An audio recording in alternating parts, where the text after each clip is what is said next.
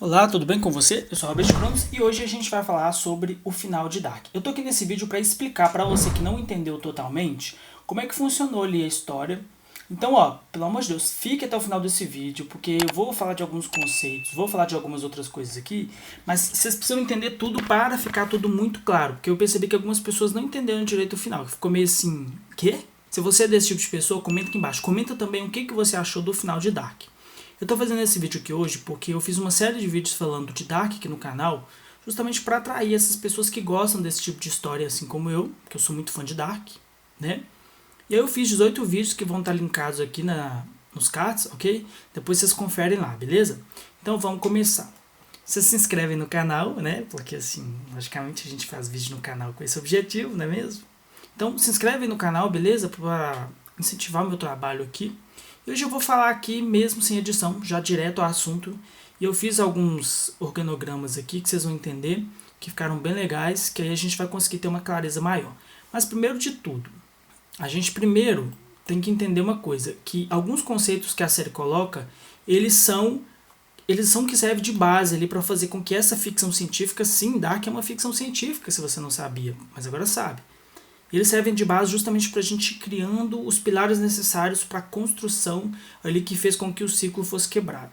Vou tirar aqui. Eu vou explicar alguns conceitos aqui. Eu não sou cientista, então assim, se eu der alguma pisar na bola, falar alguma bobagem aqui, vocês comentam aqui embaixo me corrigindo, não tem problema, ok?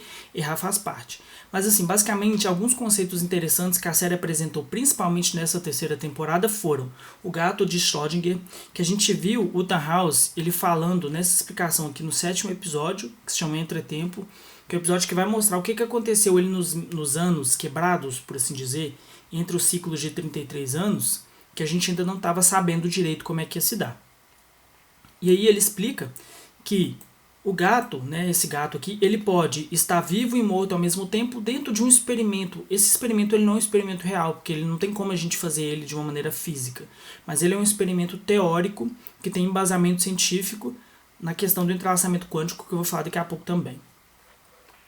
E aí, esse conceito faz com que você tem ali partículas radioativas e o gato ele pode estar vivo e morto ao mesmo tempo. E o fato do gato poder estar vivo e morto ao mesmo tempo, a gente só vai comprovar, você só vai ter a certeza se você abrir a caixa para ver.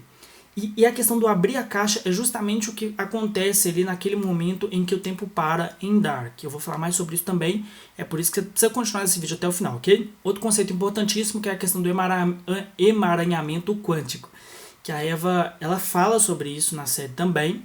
E ela é a personagem que dá a entender que sabe dessa questão do tempo parar durante um segundo e criar ali a duplicidade. Eu vou falar mais sobre isso também.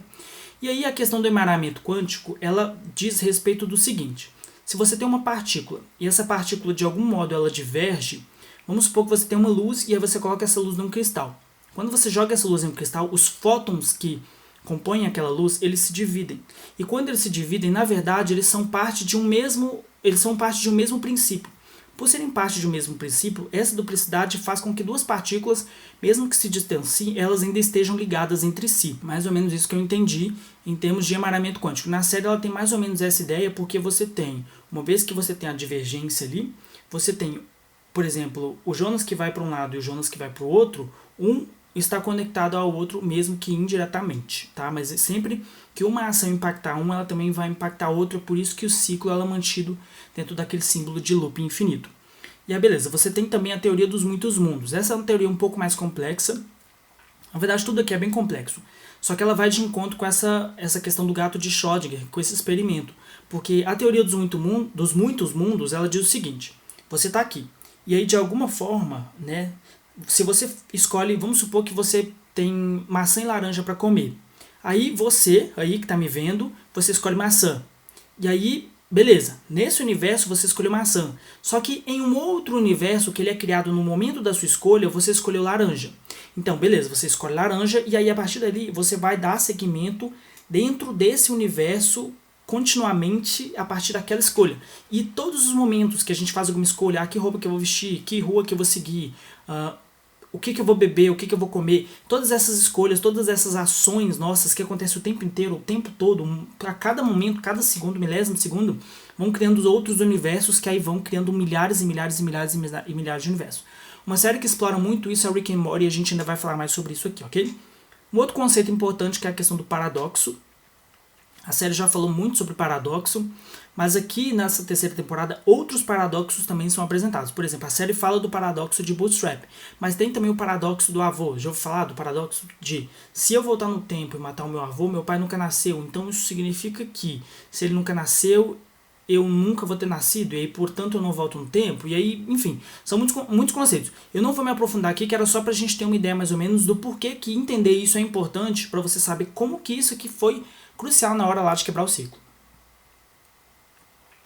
Pessoal, eu vou tentar correr aqui pro vídeo não ficar muito longo, mas é difícil a explicação, então beleza, vamos lá. 3 mundos.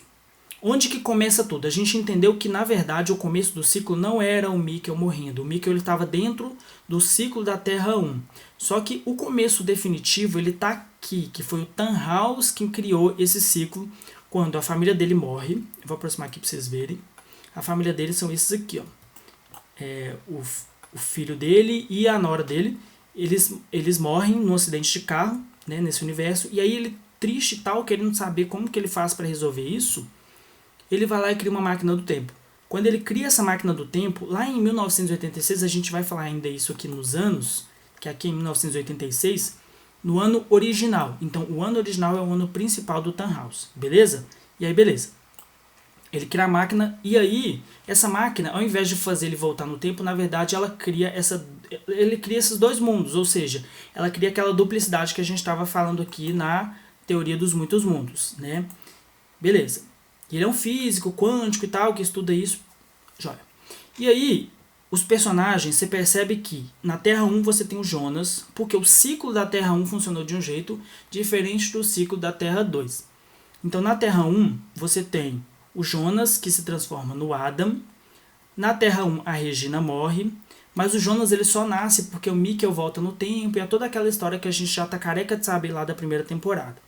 Enquanto que na Terra 2, pelo fato do Mikkel não ter voltado no tempo, isso significa que o Jonas não nasceu, e se o Jonas não nasceu, quem cumpre o papel dele é a Marta.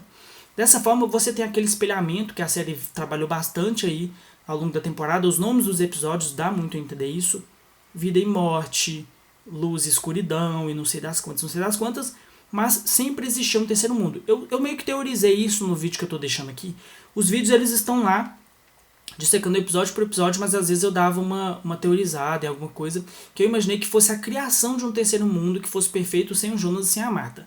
Isso, na verdade, aconteceu o contrário. É que sem a Jonas e o Marta é que os outros mundos não irão acontecer, e aí o mundo perfeito do paraíso é que foi um mundo efetivo, né? Eu ainda vou falar mais sobre isso também. E aí, ok. Aí você tem aqui a Marta da Terra 2, que se torna a Eva. Só que o que é interessante aqui é que na Terra 2, essa Marta ela engravida do Jonas da Terra 1. Ou seja, mantendo ali o ciclo, mantendo o looping, que é o que a Eva queria. Dessa forma, ela engravida, só que aí o Jonas morre, e aí eles dão à luz a esse cara aqui, que é o personagem desconhecido. Esse personagem desconhecido, ele representa o símbolo do infinito justamente porque ele é a união entre a Terra 1 e a Terra 2, ou seja, o Jonas e a Marta. Dessa forma, ele é aquele cara que é o marido da Agnes nos 2 universos, então ele provavelmente ele ficava indo e voltando entre os universos, eu achei isso muito estranho, mas fazer o que? É isso mesmo. E aí ele que dá origem, e é revelado que sim, ele é o pai do Tronte, só que não era ele que ficava lá fazendo aqueles negócios de cigarro no Tronte. Que é porque na época que a Agnes foi participar do Sickmunds, ela deixou o filho dela no orfanato e ele ficou sofrendo lá, porque, né, enfim. E aí, ok. Só que um detalhe importante, a Cláudia, ela é o personagem que toma ciência dessa questão, porque ela diz o seguinte: se tudo der certo, a Regina vai viver. Por quê? A Regina morre tanto na Terra 1 quanto na Terra 2. Pelo fato dela morrer nas 2 terras, ela fica muito arrasada, ela quer mudar isso. Para ela mudar isso, ela teria que conseguir fazer com que as 2 terras fossem destruídas para que a Regina conseguisse sobreviver. E para a Regina conseguir sobreviver, você teria que quebrar ali o looping, não é isso? Ok. E aí, na verdade, a série ela dá a entender que a Cláudia tem um insight, que a Cláudia pensou, opa, será que é isso? Tipo, teve uma ideia, será que deve ser isso? Só que não tem nenhuma comprovação empírica do porquê que ela conseguiu isso, sendo que nada dava a entender que isso existisse de fato. Você só tinha a certeza dos mundos duplicados, tanto é que os olhos dela eram olhos que faziam parte tanto de um mundo quanto do outro. E aí ela, pelo fato dela ter os olhos ali duplicados, ela participava dos 2 mundos, só que ninguém tinha acesso ou certeza sobre o terceiro mundo. Nem mesmo o Tannhaus, que foi o cara que fez ali, porque ele não estava dentro desse ciclo. Porque você lembra que o ciclo é aquele símbolo do looping? Ok, beleza. Entendido isso, a Cláudia, ela que trabalhava para o Jonas, esse Jonas adulto aqui, trabalhava junto com ele contra os Sigmundos pelo interesse em dominar o tempo. Isso, é porque eu estou me confundindo aqui, gente, é muita ideia, eu preciso me organizar. E aí, essa Cláudia aqui, ela, na verdade, que é a Cláudia da Terra 1, ela mata a Cláudia da Terra 2 e começa a se passar por essa personagem da Terra 2. Então ela vai transitando entre os mundos, mantendo o ciclo. Porque, na verdade, ela mantendo esse looping, ela faria com que essa manutenção do looping faria com que o Jonas e a Marta fossem e passassem por toda a sua jornada para, enfim, voltar lá e destruir a passagem, e destruir aquela questão... Desculpa, destruir não. E fazer com que o filho do Tannhaus e a nora dele não morressem. Estou me confundindo um pouco aqui porque é muita informação e eu tenho que falar um pouco mais rápido. E aí, beleza, agora a gente passa para a questão das duplicatas. Você lembra que a gente falou aqui sobre a teoria do emaranhamento quanto a teoria dos muitos mundos, que os mundos eles vão se duplicando, se dividindo, vão fazendo várias ramificações? Ok. Aí aqui, ó, a gente percebe o seguinte. É dito na série, através da rádio, naquela cena lá da Cláudia, em que o tempo para por um milésimo, por um instante. É tipo, é pouquíssimo tempo, é só o tempo de explodir. O tempo, ele literalmente para e desacerta tudo. Esse desacerto faz com que a duplicidade aconteça. É esse o momento de ruptura onde a duplicidade acontece. Então você tem nessa coluna a Terra 1 e nessa coluna a Terra 2. Na Terra 1, que acontece lá em 2020, o apocalipse, depois que a Charlotte toca com a filha dela lá na usina de Vinden, você tem o acontecimento normal onde a Marta morre, e aí a Marta do mundo 2 ela aparece para poder tentar salvar o Jonas.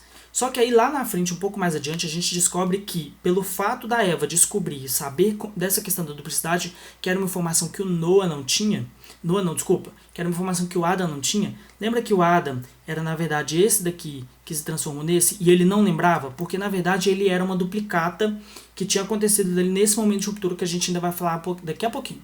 Mas agora a questão é, a Eva ela sabia disso e por isso ela usava todos os elementos a favor justamente para manter o ciclo.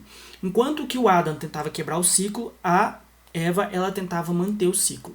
O Adam estava sempre achando que ia ser o último ciclo, que ia dar tudo certo, que as coisas tinham que ser como são até determinado ponto, mas na verdade a Eva ela sabia dessa informação específica que era a informação que ele não tinha. E por saber disso, ele reúne a galera lá. Você viu aquela cena onde todo mundo tá com aquela roupa de radioativo para poder entrar naquela máquina que foi criada, a partícula de Deus que foi criada pela Eva no tempo dela, para poder fazer tudo que eles precisavam. E aí você percebia que tinha o Adam de um lado tentando manipular a Marta e o Jonas, e tinha a Eva do outro lado tentando manipular a Marta e o Jonas também. E aí no caso a Cláudia é o que faz essa ponte, porque ela meio que percebeu que estava sendo manipulada também pela Eva e ela se volta contra a Eva, mas eu vou falar sobre isso daqui a pouco também. Mas o importante agora é a gente entender o seguinte: pelo fato da Eva ter mandado os personagens para os momentos adequados, essa cena aqui, que é quando mostra lá que a Marta está correndo para um lado e depois ela para porque o Bartosz chamou, é essa duplicidade criada durante o apocalipse porque a Eva sabia que isso ia acontecer. Então dessa forma ela manda o Bartosz para poder resgatar a Marta e fala assim: minha filha, não vai. Quando ela faz isso, é aí que a gente tem a duplicidade no caso do Jonas também. Por quê? Você tem o Jonas normal, que é o Jonas que vai ficar aqui na Terra 1, que é esse Jonas que vai ser resgatado por essa Marta. E você tem o Jonas duplicado, que é esse Jonas que vai se transformar no Adam. E antes de transformar no Adam, ele se transforma no Stranger, que é o que a gente conhece, o personagem que a gente conhece. E essa duplicidade é o que acontece aqui na Terra 1. Só que aí o que acontece? Um pouco mais adiante, depois que a Cláudia conversa com o Adam, no momento do apocalipse, o Adam ele volta para o tempo normal e cria uma outra duplicidade, que seria não a duplicidade com essa Marta, seria a duplicidade deste momento aqui, em que a Marta não encontrou ele, e aí é o Adam que volta e cria essa outra duplicidade, fazendo com que esse Jonas aqui confrontasse ele. O que você quer de mim, sua vagabunda? Parei. O que você quer de mim? E aí depois disso, o Adam fala: olha cara, pra gente quebrar o ciclo você vai ter que fazer exatamente assim. Aí ele entrega a Pokébola pra ele, e aí sim o Jonas pega e vai lá pra resgatar a Marta. E aí, ó, beleza, tem essa duplicidade aqui que a gente já falou, tem essa duplicidade aqui, e essa duplicidade ela acontece duas vezes, onde o Jonas ele É muito complexo, calma. Essa Marta não foi resgatar o Jonas, certo? Então, dessa forma, ela voltou lá para a Terra 2 normal dela, e esse Jonas aqui, ó, que seria um só, ele se duplica em dois. Então, dessa forma, ele se torna esse daqui, que se torna o Noah, o Adam, caramba. E ele tá aqui, que aí depois ele vai lá para resgatar a Marta, que é essa cena aqui que acontece antes do apocalipse lá na Terra 2. Essa cena aqui, na hora que acontece, ela também cria duplicidade, porque você percebe que tem uma parte lá onde a Marta, ela vai com o Bartosz, com o Magnus e com a Franziska, que aí ele vai voltar lá para a Terra 1 para fazer toda aquela questão, que é justamente essa Marta que morre aqui, que é essa Marta que vai lá, que passa por todo aquele perrengue, e depois o Adam mata ela, colocando ela dentro daquele vórtice lá, com ela grávida, que é justamente o que ele achava que ia quebrar o ciclo, mas não era assim que ia funcionar. E aí, quando ele cria essa duplicidade, eles se juntam e juntos eles vão lá para 1986 para ficar lá embaixo do bunker, entrar naquele túnel lá e conseguir quebrar o ciclo, enfim.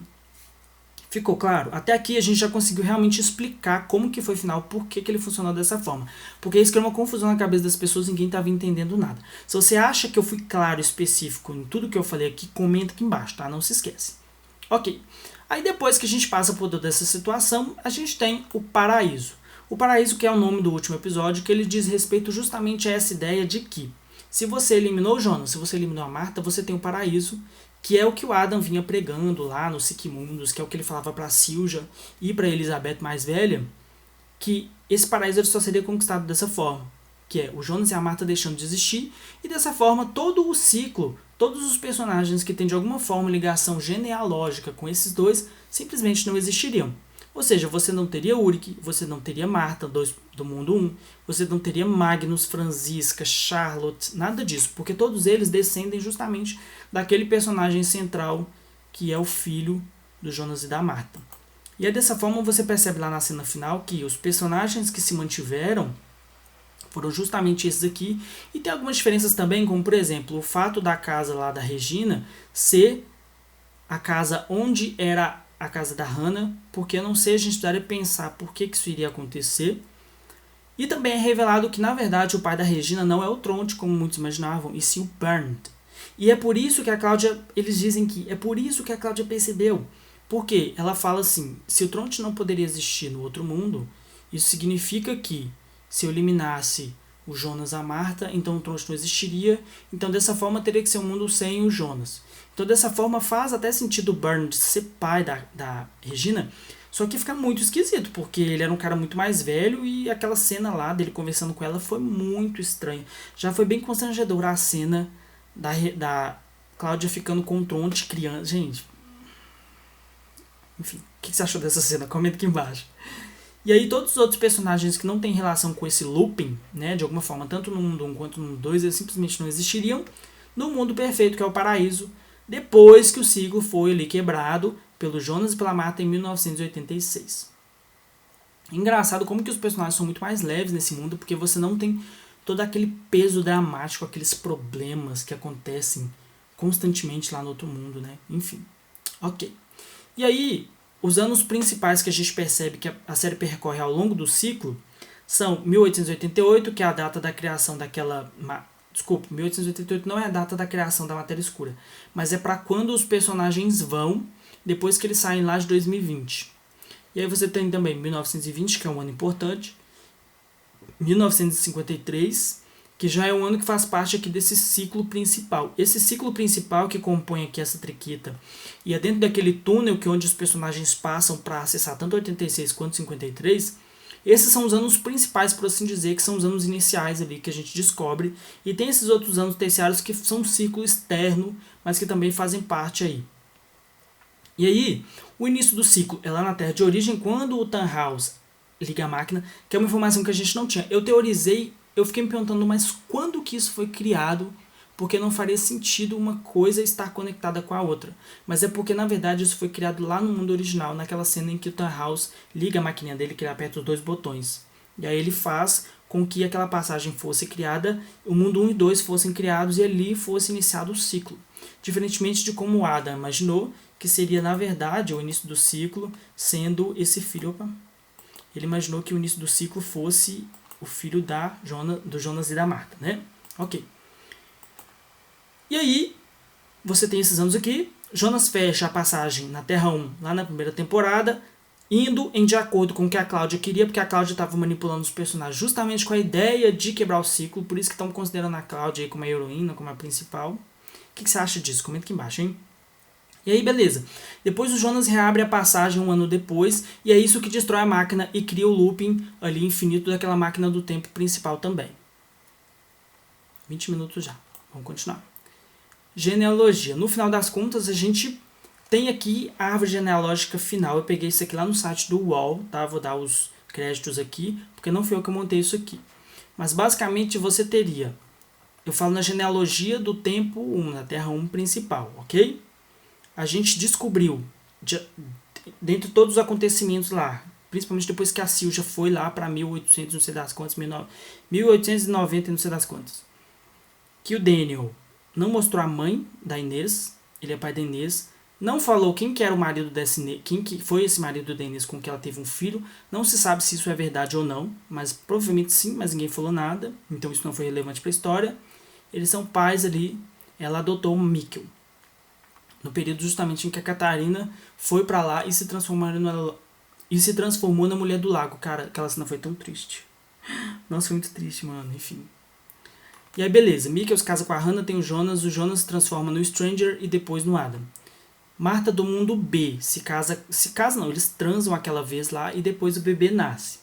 Só que não é mostrado esse bebê nascendo, só que é revelado durante a temporada que esse personagem ele faz com que o ciclo seja mantido justamente indo de acordo com o que a Eva queria. Esse era um personagem que ele ainda não tinha aparecido na série, mas ele já tinha sido introduzido no contexto porque ele participa do ciclo. E é impressionante como que esse personagem é violento, né? Ele mata as pessoas, ele mata várias pessoas inocentes, enfim, não gostei muito desse personagem não, ele é muito estranho. E aí a família Nielsen, você tem a Hannah, que ela transava lá com o Egon, só que o Egon não queria assumir a filha. Ela iria abortar, ainda bem que ela não abortou, porque essa criança é a Sylvia.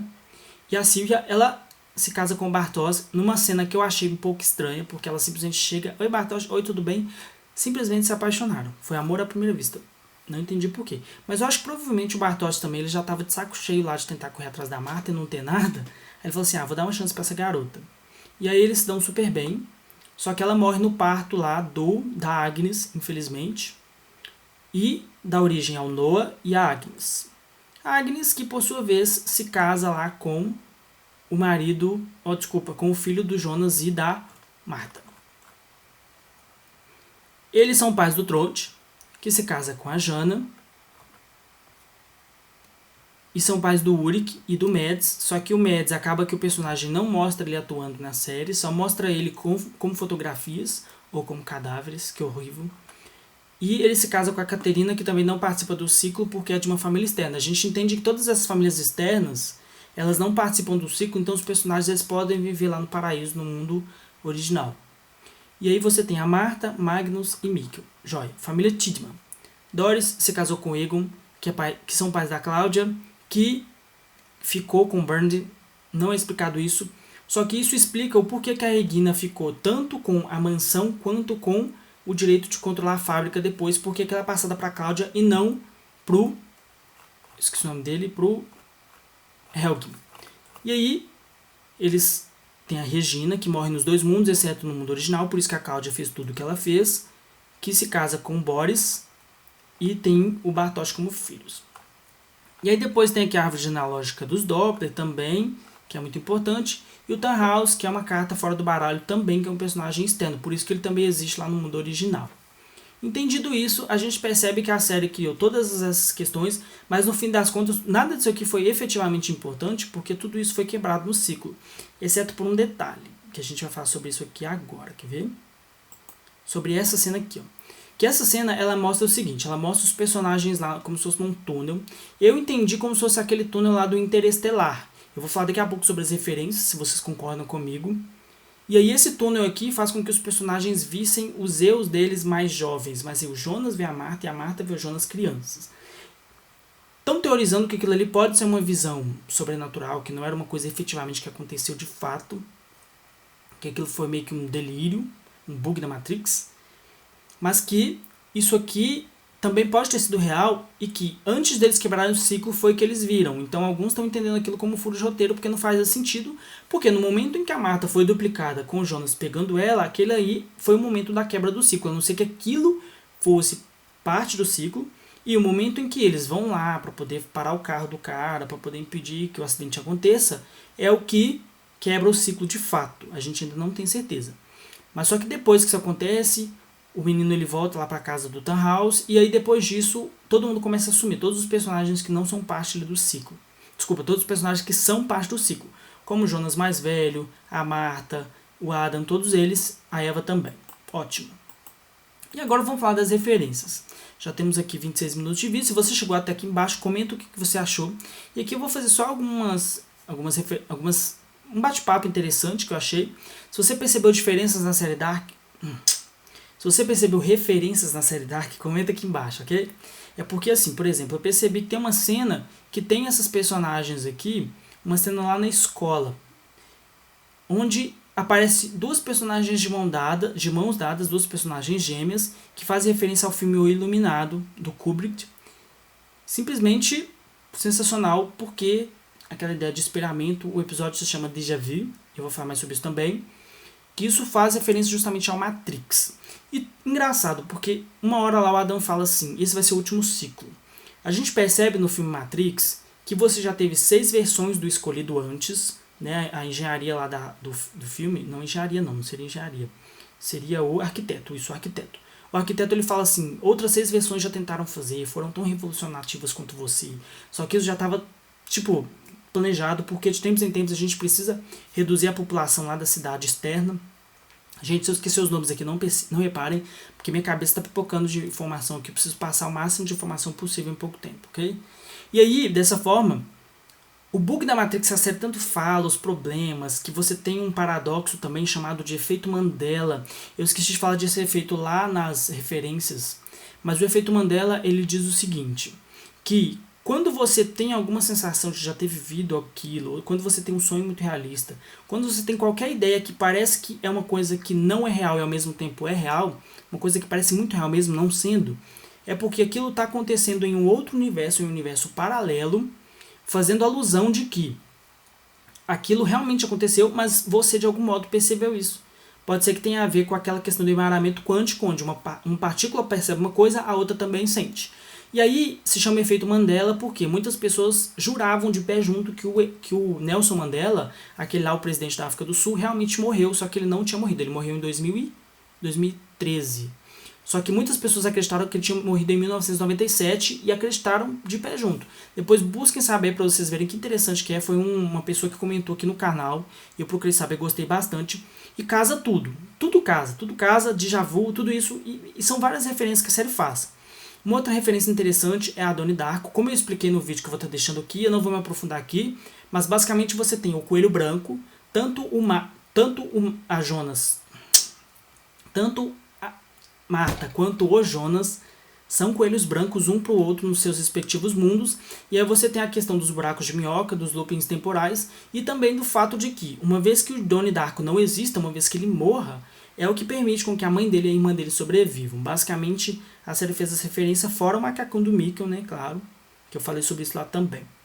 Uma outra referência é a De Volta para o Futuro, que a série já tinha falado sobre De Volta para o Futuro na segunda temporada, que é, tem uma parte lá que o McFly, ele tá ali, e aí depois ele percebe que ele tá sumindo porque os pais dele não vão se conhecer, e aí você vai estar mudando o futuro e ele vai deixar de existir. E depois é engraçado que quando o Jonas e a Marta eles quebram o ciclo, os personagens começam a desaparecer também, literalmente como De Volta para o Futuro. Muito interessante, gostei muito. Inclusive, gente, Rick and Morty dizem que é uma referência clara a De Volta para o Futuro, que o Rick representa o professor e o Morty representa o McFly. O que você acha disso? Comenta aqui embaixo, tá? Referências a Interestelar diversas, mas a principal delas é a questão do Tesseract. Quando o Cooper ele cai dentro de um Tesseract, ele entra numa espécie de num vórtice pentadimensional transmutado em tridimensional, onde ele consegue ver todos os acontecimentos lá atrás da estante do quarto da filha dele. Todos os acontecimentos em todos os tempos, em todas as situações, em todos os momentos. É por isso que ele vê ela passando lá por diversas situações, e é dessa forma que ele envia aquele paradoxo de Bootstrap para conseguir fazer com que a filha dele soubesse da informação necessária para que ele viajasse no tempo. Tanto para ele viajar no tempo, quanto para ela ter a resposta para a equação, que é uma coisa que ela queria muito. E aí também, logicamente, Rick and Morty, que é falando sobre a questão lá das informações, cadê? Tá aqui, no final. Falando sobre amarelamento quântico, teoria dos muitos mundos, porque em Rick and Morty você tem um multiverso complexo e cheio de coisas acontecendo ali ao mesmo tempo, onde os personagens de um multiverso conseguem ter acesso a outro. De um multiverso não, de um universo, no caso. E aí, deixa eu voltar aqui em referências. E aí você percebe que isso acontece na hora que uma Marta confronta a outra, que é na hora que elas estão lá na sala da Eve, e aí uma fala para outra assim, mas quem é você? É porque na verdade aquela é uma Marta duplicada de uma outra. É uma Marta que foi duplicada no momento lá que o Bartosz chama ela e ela se torna aquela Marta que vai matar o Jonas. Isso. Que aí faz alusão à série Rick and Morty. Se você encontrou outras referências à série, não esquece de comentar aqui embaixo, ok? E aí por hoje é só. Não se esquece de se inscrever aqui no canal, de me seguir lá nas redes sociais, @RobertCronos. Eu falo sobre séries, sobre livros, sobre filmes, sobre cultura pop de uma maneira geral, tá bom? Eu gostaria de saber o que você achou desse vídeo. Se você viu até aqui, não esquece de comentar aqui embaixo. Eu sei que o vídeo ficou meio longo, mas foi necessário. É uma coisa que eu precisava realmente dissecar com calma, com cuidado. Agradeço muito que você tenha assistido o vídeo. Até o próximo vídeo. Tchau!